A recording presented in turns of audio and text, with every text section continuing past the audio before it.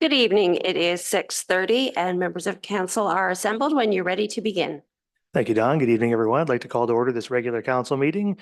The Council of the Town of Saugeen Shores welcome all members of council, folks joining us in the room this evening, and everyone joining us via the live stream. Glad everybody's with us. Second item on the agenda is the land acknowledgement, and I'll read that this evening.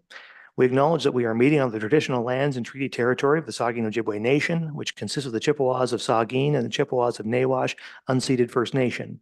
We understand this land holds immense significance to the people of Saugeen Ojibwe Nation. We appreciate those who live and work alongside us today and who continue the traditions of their ancestors as stewards of the land we are privileged to inhabit. We thank them for the contributions they have made in both caring for the land and in shaping this community. We commit to truth and reconciliation, to acknowledging the truth about what happened to Indigenous peoples because of colonization, and to reconciliation, which begins with each and every one of us. As a local government and public organization, we are dedicated to learning about Indigenous culture, to fostering a better relationship with First Nations and their people, and we commit ourselves to actions that move us forward on a path to healing along with the Saugeen Ojibwe Nation. Third item on the agenda is disclosure of pecuniary interest. Ask any member if you have one of those you'd like to declare at this time. Seeing none, of course, you can do that anytime if you need to. Next is additions, deletions, and amendments. We don't have any of those. No minutes to adopt this evening. So we're on to public meetings, and we do have one public meeting. And so next on the agenda is a public meeting for zoning bylaw amendment application Z 2023-098 and is a public meeting under the Planning Act. The meeting on this file is now open. The purpose of the public meeting is to learn about the application and to hear from members of the public. First, we will receive a report from planning staff. Then we will hear from the applicant or their agents. Then we will hear from any member of the public. Members of the public are advised that the ability to appeal the decision on this application may be limited if you have not provided comments on the application before the decision is made. Comments may be made verbally before the committee or submitted to staff in writing before the bylaw is passed. And any member of the public wishing to address council on this public meeting this evening will have 5 minutes to speak. After we have heard from the public, the committee will discuss and consider a recommendation on this application. So I will now ask the planner on the file to present the application, and pleased to introduce for the first time here this evening, Jake Bosefield Bastedo. Hopefully I've got that right. You can correct me if I'm wrong, Jake. Close enough, yeah. All right, very good. Well, the floor is yours. Yeah, thanks, Mr. Mayor and Council. Before I started, just wanted to quickly introduce myself. I think I met a lot of you just before the meeting, but I'm Jake and I joined the county planning team in the fall and I'm looking forward to working with you all. So the zoning bylaw amendment before you tonight is proposed to facilitate a surplus farm dwelling severance at 2640 Bruce Road 40. That proposed severance, it'll be considered by the county at a later date, and it would be to sever an existing dwelling and around 0.6 hectares along with it, leaving a 19-hectare parcel. The applicant actually owns the neighboring parcel, so after the severance, the retained lot would merge with their existing parcel to create one larger farm parcel and one smaller parcel with the dwelling on it. But in order to proceed, a few zoning bylaw amendments are needed to address a couple different planning issues. So first, portions of the property have high archaeological potential. So in order to meet cultural heritage policies, as no no developments being specifically proposed right now. So as opposed to a study being recommended, instead we're recommending a holding provision so that if development were proposed in those areas in the future, it would necessitate archaeological review. Second, the proposed severed parcel would be undersized in terms of the frontage and area as per the agricultural zone. So the amendment would be needed to reduce the frontage and minimum lot area provisions. And finally, the severance would result in an existing barn being quite close to the new lot line.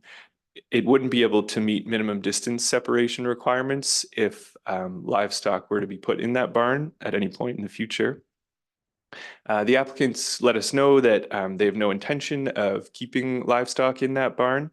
In fact, they're proposing to keep it and use it for storage. But the suggested zoning provision is just one way to ensure that's regulated. One thing I will note that's not proposed through this rezoning is prohibition on residential dwellings on the retained 19-hectare parcel. This is typically done if you've seen other surplus farm dwelling severances in the past. What's unique about this case is that because that retained parcel will be merged with the adjacent, which already has principal dwelling on it, effective creating one parcel with a dwelling on it, that zoning wasn't considered necessary in this case. So given all that, staff are of the opinion that the proposal aligns with the provincial policy statement and county official plan, and recommend this zoning bylaw amendment in order to support the severance. So that's it for me, but happy to answer any questions if you have them. Okay, thank you. I'm sure there will be questions later on, but to begin with, we'll open the meeting up to members of the public. So I'll ask if the applicant or their agent wishes to speak, and I see the agent of the applicant here. Introduce yourself, and you have 5 minutes. Good evening, Mr. Mayor, members of council. I shall take about 30 seconds because there's really not much to say. I am Ron Davidson, planning consultant, and this is Ryan. He is the owner of the property next door to which Jake referred to, and he is he just acquired just recently the subject property as well. You heard about the severance. It's a lot addition. It's not a new lot. He wants to keep the barn for his own storage of farm implements rather than keep it with the house. And that's why it might look different on a drawing when you see the lot line only 20 meters from the barn, but that's Ryan's intention. That's it. As you heard from Jake, I guess again, the proposal lines up with the provincial policy statement and the county official plan for surplus farmhouse severances. Ryan is a bona fide farmer, and so both he and the lands themselves qualify. Thank you. All right, thank you, Mr. Davidson. All right, so are there any other members of the public who wish to speak in support of this application or who have questions, concerns, or objections to the application? Nobody in the room. Is there anybody online wishing to speak to this application? I'll ask the clerk. No, sir. Okay, and did we receive any written submissions that were not already discussed in the planning report presentation or oral submissions? No, sir, nothing was received. Okay, so if there's nothing from the public, then I'll ask members of council if you have any questions for clarification that you'd like to ask before we consider this application. Doesn't look like it. It's disappointing. All right, so okay, so with that, then I will now declare the public meeting to be closed, and we will consider a resolution on this. We do have a recommendation before us, and the recommendation is that council approve zoning bylaw amendment Z 2023-098 and bylaw 22-2024. There are mover and seconder, moved by the deputy mayor, seconded by the vice deputy mayor. Any discussion to the resolution? Councillor Mayette. Thank you, Mr. Mayor. So my understanding is that we're going to pass or potentially pass a resolution for the zoning, but the severance needs to be approved at the county level. Is that right? So we're just doing the zoning of the subdivided residential lot, right? Yeah, the zoning bylaw amendments have to be made in order to make the severance possible. But Right. the severance is handled by the upper tier. All right, but this zoning amendment only applies to the severed house severing. We could turn that over to the planner for clarification. It would apply to both the severed and retained. So some of those issues, such as the archaeological holding, are across the larger farm parcel, as well as the prohibition to not use the barn for livestock. That's on the bigger farm parcel. Okay. So the prohibitions to livestock would apply to the severed house and shed as well? No, No? no.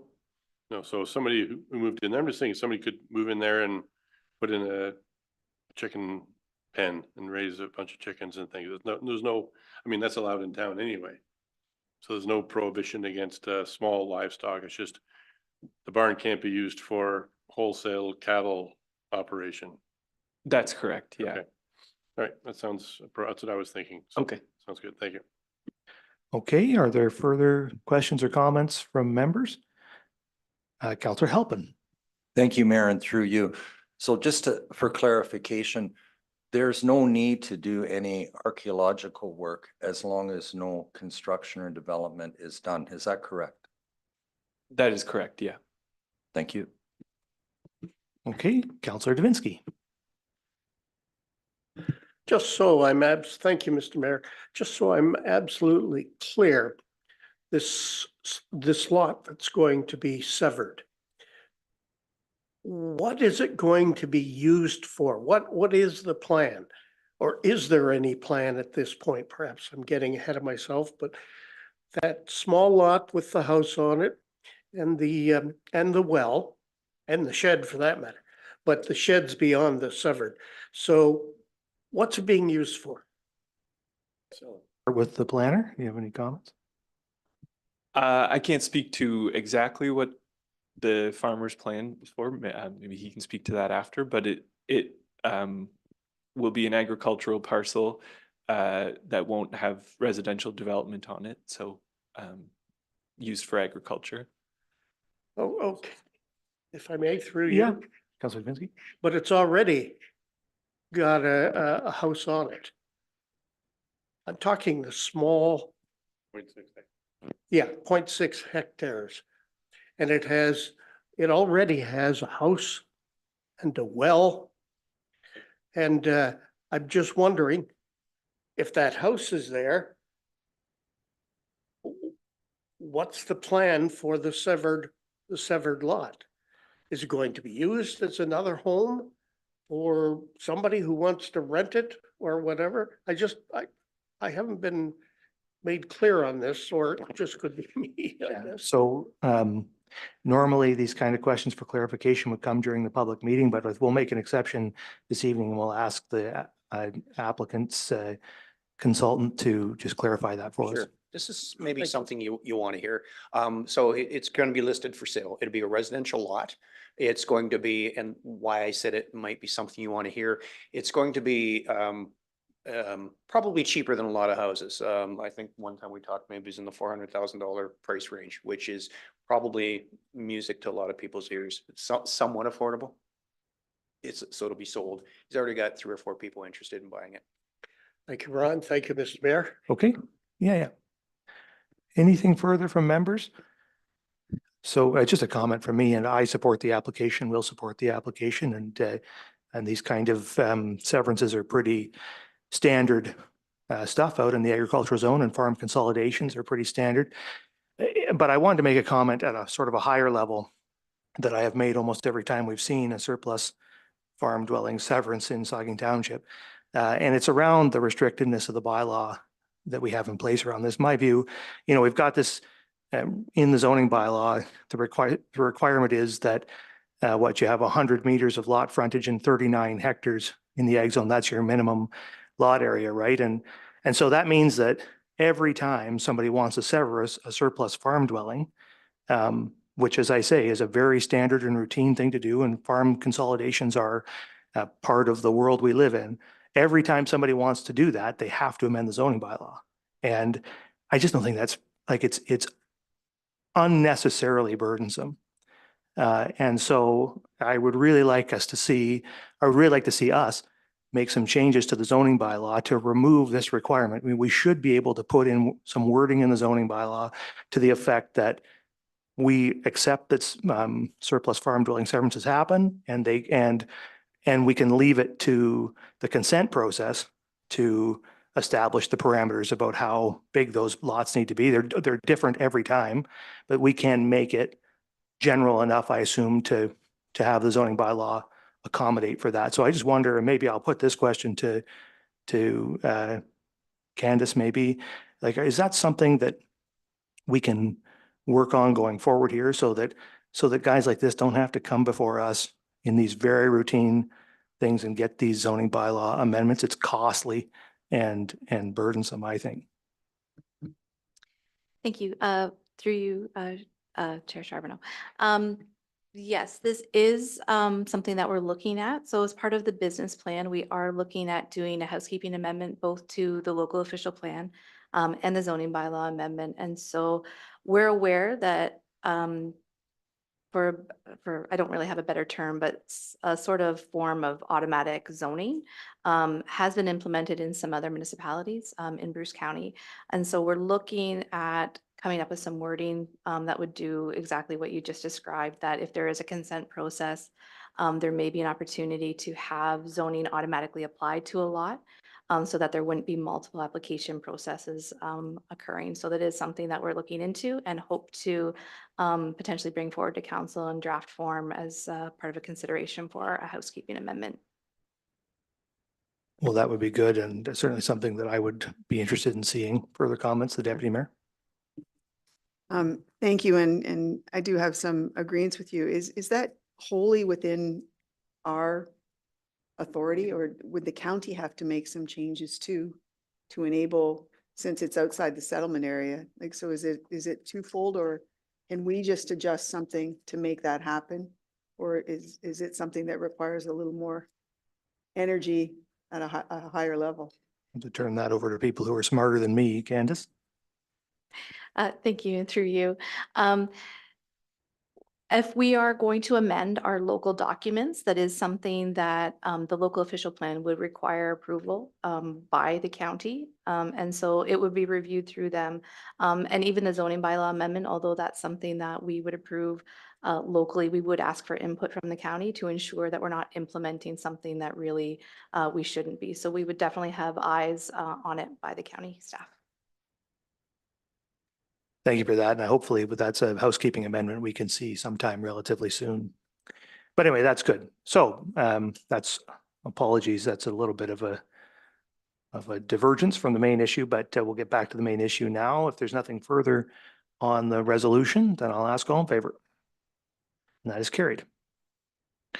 Okay, so then we are heading down to reports of municipal officers and committees. And the first one is a report to establish 0.3 meter reserve block as public highways from Miramichi Shores Phase 3, Block 16, Plan 3M209. And we'll turn that over to Candace with the report.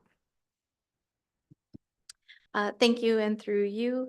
This is a fairly straightforward report. There is a 1 foot reserve that was put in place, and we're ready now to allow that block to form part of the traveled road system. And so there is a bylaw that's required to be passed in order to do that. Okay, so there's a resolution, the council adopt bylaw 23-2024 to establish block 16, plan 3M209 as part of public highways. Is there a mover and seconder? The vice deputy mayor, Councillor Mayette. Any discussion? Seeing none, all in favor? That's carried. And then assumption of services is the second report there, and we'll turn that over to the manager of development services. Yes, thank you. So another, I think straightforward as part of the development process, subdivisions are required to enter into an agreement with the town, including, the management of services, the installation and management. And once they meet certain criteria outlined in the report, we have to formally assume those works and services as part of the town. So that's what this report's about. And so I guess one correction, it's 3 subdivisions, not just 2. So.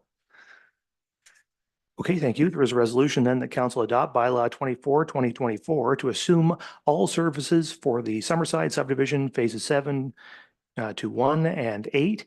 7-1, I guess, and 8, and Woodland subdivision phase 2, including portions of Bruce Street, Westgate Drive, Waterloo Street, Mary Rose Avenue, Highland Street, and McLean Crescent, as outlined. Is the mover and seconder, the vice deputy mayor, Councillor Grace. Any discussion? Councillor Mayette, and then the vice deputy mayor. Thank you, Mr. Mayor. Does